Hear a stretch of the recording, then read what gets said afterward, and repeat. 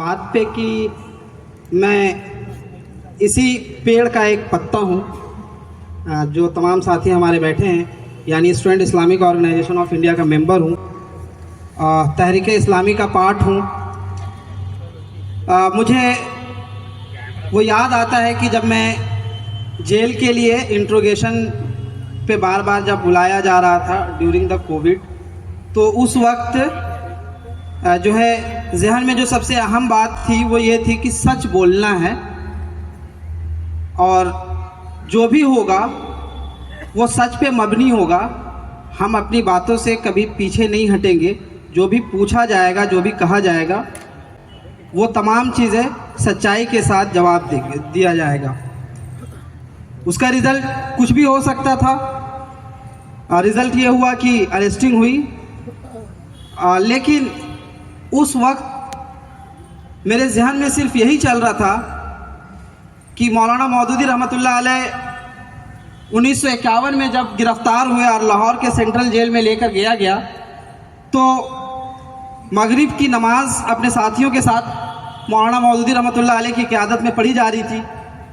तो जेल के 14-15 अफसरान जो है वो उनके वार्ड में दाखिल होते हैं और जब वो बाकी की नमाज को मुकम्मल करते हैं तो एक वार्डन ये कहता है कि आपने जो किताब लिखी है कादियानियत पे, उसकी वजह से आपको मौत की सज़ा हुई है। अगर आप चाहें तो मौत के इस सज़ा के ख़िलाफ़ अपील कर सकते हैं, तो शायद आपकी अपील जो है वो वापस ले ली जाए। तो मौलाना मौदूदी रहमतुल्लाह अलैह का जवाब हम तमाम लोगों को याद रखनी चाहिए। उन्होंने कहा कि ज़िंदगी और मौत के फ़ैसले ज़मीन पे नहीं बल्कि आसमान पर होते हैं।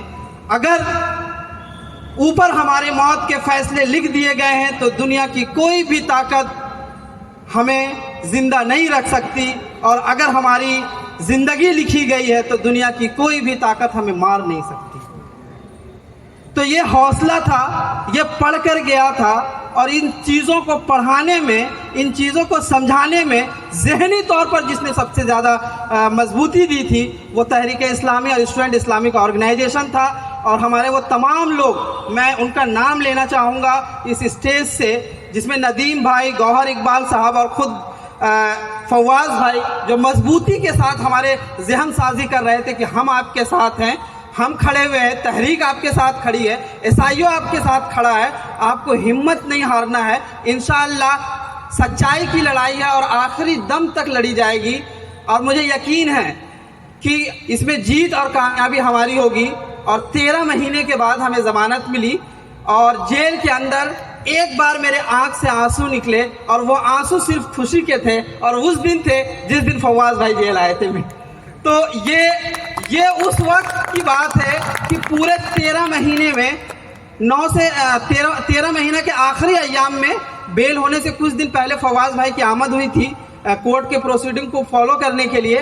तो उस वक्त मेरे आँख से आंसू निकले थे। लेकिन ये अरेस्टिंग से लेके, इन्वेस्टिगेशन से लेके, तमाम जब भी मैं एग्ज़ाम देने के लिए आया, यकीनन पढ़ाई की नुकसान हुई। जो हालात भी ऐसे नहीं रहे 2014 के बाद, जो एक्टिविज़म 2019 और 2014 से 19 तक हुए हैं, ऐसे हालात तो नहीं रहे। लेकिन फिर भी जेल के अंदर जो सबसे अहम चीज़ ये है कि हिम्मत और मजबूती जो है वो आप तमाम लोगों से, और ख़ासकर मैं कहना चाहूँगा कि हमें जो है वो एसआईओ से मिली।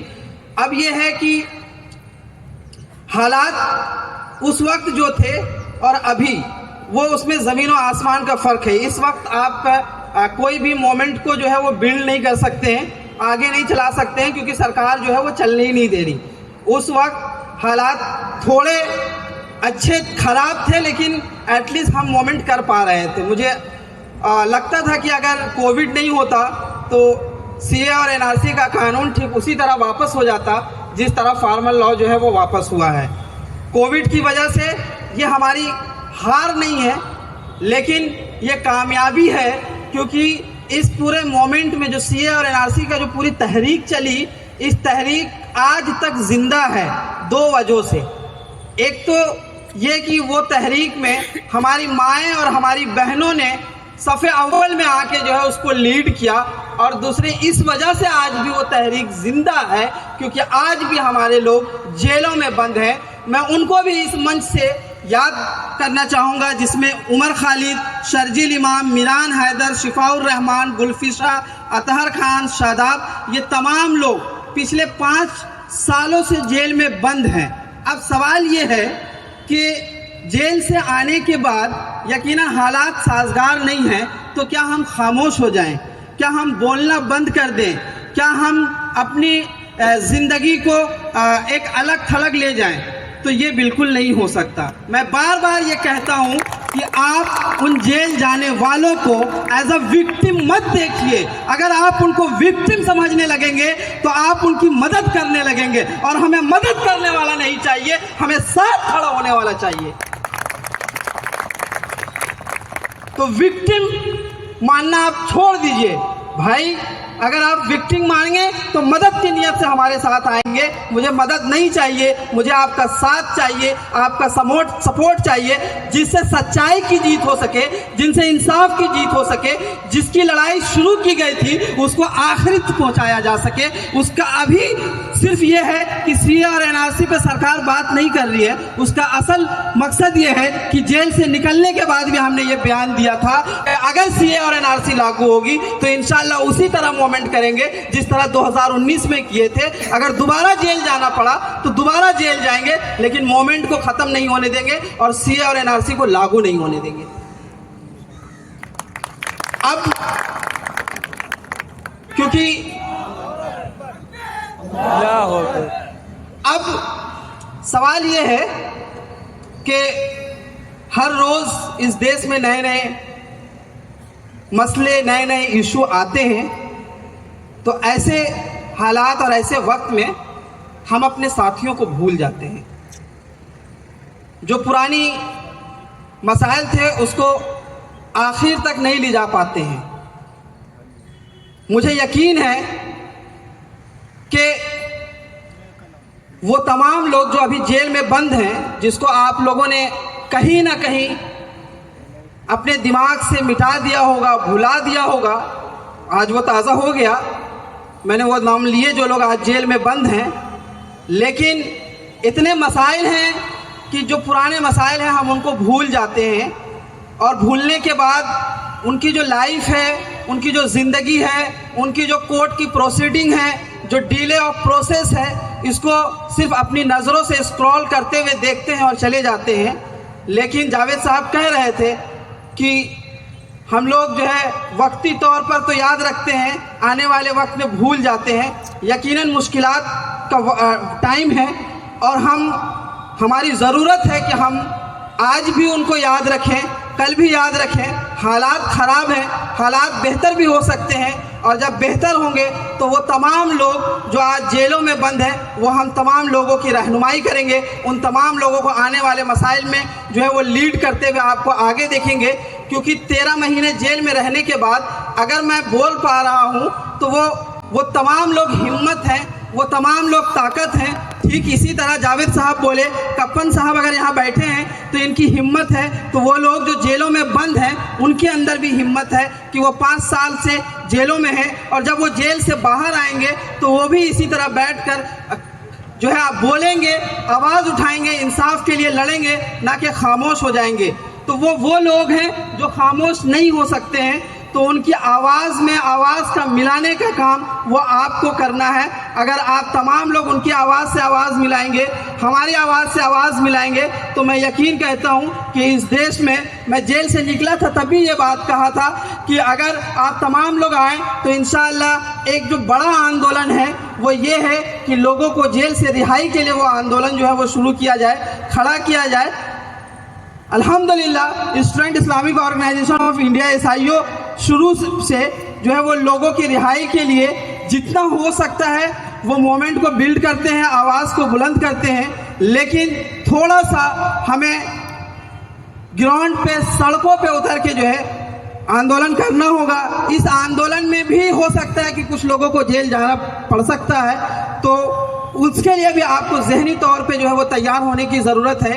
एक चीज़ सिर्फ ये बताना चाहूँगा कि आप हमारी इन बातों को अगर सिर्फ इस तरह से ले रहे हैं कि जो है आज सुने और चले जा रहे हैं, तो ये नहीं, आपके अंदर एटलीस्ट कम से कम कुर्बानी का जज्बा बहैसियत ईसाइयों मेंबर, बहैसियत मुसलमान आपके अंदर कुर्बानी का जज्बा होना चाहिए और है, बस उसको लाने की ज़रूरत है। जिस दिन आपके अंदर कुर्बानी का जज्बा आ जाएगा उस दिन आपको कोई ताकत जो है वो रोक नहीं सकती है। आप देख ले फ़िलिस्तीन में मासूम बच्चे भी जो है वो कुर्बानियाँ दे रहे हैं, तब जाकर जो है वहाँ पे इनकलाब आया, इजराइल जैसी ताकत को जो है वो सुरंगों में घुसना पड़ा। इसकी वजह यह है कि वो कुर्बानी दे रहे हैं। यहिया सिनवार को आज हम इसलिए याद करते हैं क्योंकि उन्होंने कुर्बानी दी है। तो कुर्बानी का जज्बा अगर आपके अंदर होगा, इन मुश्किलात, जावेद साहब ने जो बातें बोली वो बहुत तकलीफ देह है। यकीनन बुलडोज़र का चलना, मैं इनके घर पे गया, उसके कुछ महीने बाद उस घर पे बुलडोज़र चल गया, लोग जेलों में बंद हैं, ये बहुत तकलीफ देह है, बहुत अफसोसनाक है, बहुत बुरा लगता है कि हमारे साथी हमारे बीच नहीं होते हैं। लेकिन हम इससे अगर थोड़ा सा भी दूर हटने की कोशिश की और खुद डर महसूस करने लग गए तो हमें कामयाबी नहीं मिल सकती है। हमें कामयाबी उसी वक्त मिलेगी जब आपके अंदर जज्बा कुर्बानी होगा। हमने 13 महीने जेल इसी जज्बे से काटा क्योंकि हमारे अंदर जज्बा कुर्बानी थी, इसलिए हमने काटा क्योंकि हमने अपने अस्लाफ को ये पढ़ा था कि हमारे अस्लाफ ने भी 13 महीने से ज़्यादा जो है वो जेलों में गुजारा है। एक लंबी उम्र, हज़रत यूसुफ अलैहिस्सलाम के वाक़या आप तमाम लोगों को पता है, मौलाना मौदूदी रहमतुल्लाह अलैह, सैयद कुतुब शहीद, तमाम लोग जो इस मुल्क के लिए भी, जब मुल्क की आज़ादी के लिए भी जिन लोगों ने कुर्बानियाँ दी हैं, वो तमाम लोग जेलों में अपना वक्त गुजारे हैं। मुझे उम्मीद है कि आपके अंदर भी कुर्बानी का जज्बा पैदा होगा। अल्लाह तबारक व तआला हालात ज़रूर बेहतर बनाएगा। मैं दुआगो हूँ, ना हो माहौल से मायूस, दुनिया खुद बना अपनी, जिगर में हौसले और हौसलों में जान पैदा कर। जज़ाकुमुल्लाह खैर। बहुत शुक्रिया आसिफ, आपके